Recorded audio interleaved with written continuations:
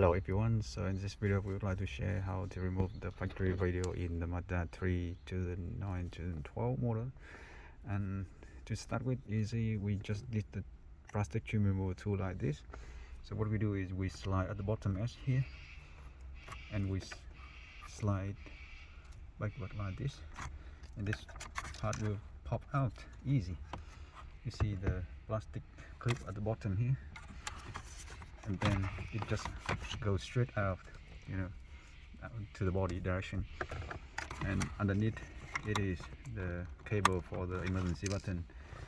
You can remove it or you can keep it like that there, but here you see one screw and the second screw here holding the head unit on the top, so just unscrew it. After that, you actually put your hands on both sides and push it out, pull it out. Actually it just have somehow the clip at the bottom here, and the whole head unit will come out very easy. Okay, so let's do it like this. So let me